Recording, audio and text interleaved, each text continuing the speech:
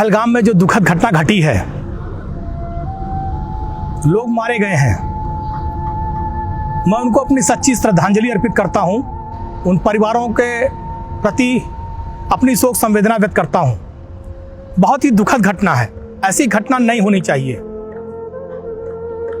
ये हमारे देश का दुर्भाग्य है कि इस तरह की घटना घटी है। और आज ऐसे मौके पर, ऐसे अवसर पर पूरा देश, कोई दल हो, कोई विचारधारा हो, और इस देश में रहने वाला कोई प्राणी हो, सब आज देश की सेना के साथ और देश की सरकार के साथ खड़े हैं कि इस तरह की ज्यादती, इस तरह का जुल्म, इस तरह की बर्बरता समाप्त होनी चाहिए। मैं रहूं या ना रहूं, ये देश रहना चाहिए, ये मुल्क रहना चाहिए, क्योंकि हमारी पहचान हमारे देश से है, हमारे हिंदुस्तान से है।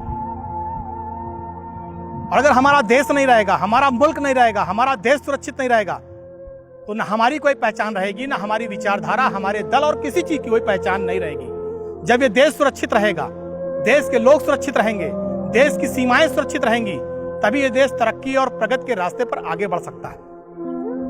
मैं आज कहना चाहता हूं देश की सरकार से, देश के माननीय प्रधानमंत्री जी से, देश के माननीय गृह मंत्री से, देश के माननीय रक्षा मंत्री जी से, कि आज देश आपको आशा भरी निगाह से देख रहा है। ये किसी दल का मामला नहीं है, किसी विचारधारा का मामला नहीं है, ये देश की एकता, अखंडता और देश की सुरक्षा का मामला है। जिन लोगों ने भी इस तरह की दुर्दांत वारदात किया है, उनके ऊपर कड़ी से कड़ी कार्रवाई होनी चाहिए। और कार्रवाई ऐसी होनी चाहिए जो इस देश के लिए नहीं, पूरे विश्व के लिए एक नजीर बने कि दोबारा हिंदुस्तान में इस तरह की कोई घटना न होने पाए। कोई हमारा हिंदुस्तान का नागरिक, आम नागरिक, कभी इस तरह से बर्बर रूप से मारा न जाए, ऐसा नजीर इस देश की सरकार को पेश करना चाहिए। बहुत दुखद घटना हुई, हम सारे लोग दुखी थे, लेकिन मैं सोशल मीडिया पर देख रहा हूं बहुत से ज्ञानी लोग लगातार विपक्ष को टारगेट कर रहे हैं।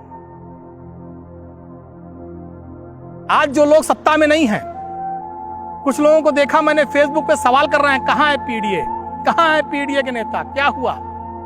मैं उनसे कहना चाहता हूं, देश आज संकट के समय है, लोग मारे गए हैं, लोगों ने अपने बेटे को खोया है, परिवार खोया है। इसमें राजनीति मत करिए।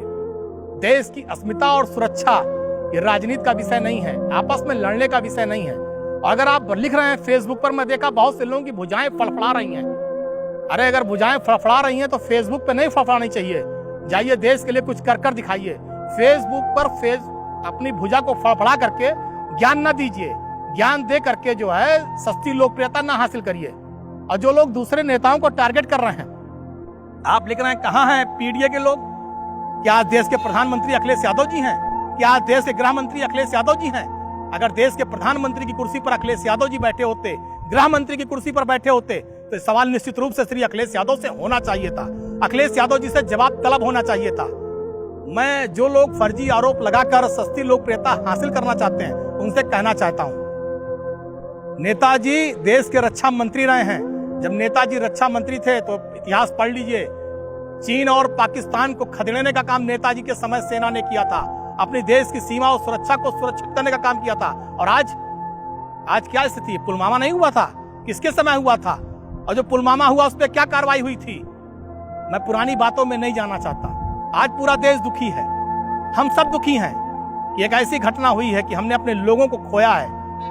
मैं सिर्फ इतना कहना चाहता हूं कि हम सब देश के साथ हैं, देश की सरकार के साथ हैं। इस मुद्दे पर हमें निश्चित रूप से सबको मिलकर देश की सेना को अपना संबल देना चाहिए, अपनी ताकत देना चाहिए, और सरकार को भी, कि सरकार निर्णय ले, सरकार कुछ कर दिखाए, जिससे कि किसी भी देश की हिम्मत और किसी भी की हैसियत ना हो जो हिंदुस्तान की तरफ आंख उठाकर देखे, हिंदुस्तान के लोगों की तरफ आंख उठाकर देखे, और हिंदुस्तान में कोई आदमी निर्दोष रूप से ऐसे मारा जाए, ऐसी घटना ना होने पाए।